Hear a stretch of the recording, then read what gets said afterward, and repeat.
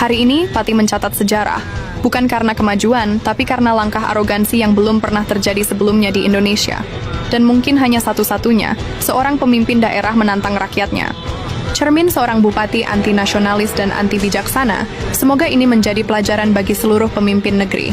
Rakyat bukan musuh yang pantas ditantang, tapi amanah yang harus dijaga.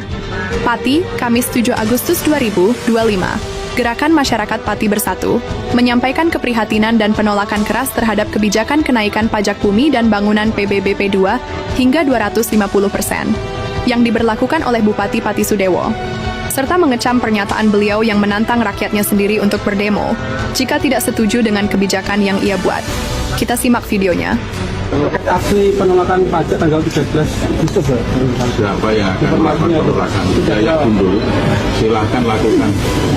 Jangan hanya 5.000 orang, 50.000 orang disuruh ngerasa. Saya tidak akan cinta.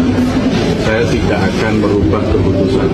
Tetap maju, dan saya instruksikan semua aparatur pemerintah Kabupaten Pati tidak boleh ada bargaining apapun dengan Yayasan Gundul.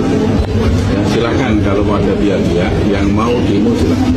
Saya tidak akan mundur satu.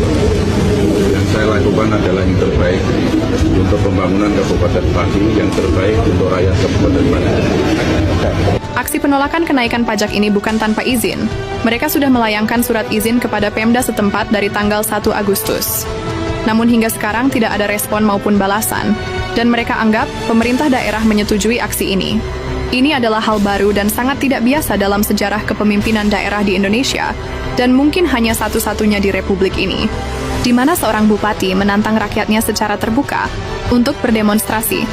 Bukan sekedar kebijakan yang menyakitkan, tapi juga bentuk kesombongan kekuasaan yang mencederai demokrasi. Beda lisan ketika masih kampanye dan ketika menjabat. Kita flashback sebentar. Bertitik tumpu kepada sektor pajak dan retribusi itu sangat kasihan. Pernyataan tersebut bukan hanya memantik amarah rakyat yang merasa ditipu oleh janji ketika kampanye, tetapi juga menunjukkan sikap yang tidak layak dimiliki oleh seorang pemimpin yang jauh dari kata nasionalis. Seorang kepala daerah yang dipilih oleh rakyat seharusnya mendengar, bukan menantang. Kalau sekarang sebagai bupati saja sudah bersikap demikian, bagaimana jika kelak mencalonkan diri sebagai presiden? Kemarin kan masyarakat ditantang sama Jatiwo, ya kan katanya 5.000 itu. Nah, makanya itu, makanya saya kenapa berani bikin di sini biar dia lihat.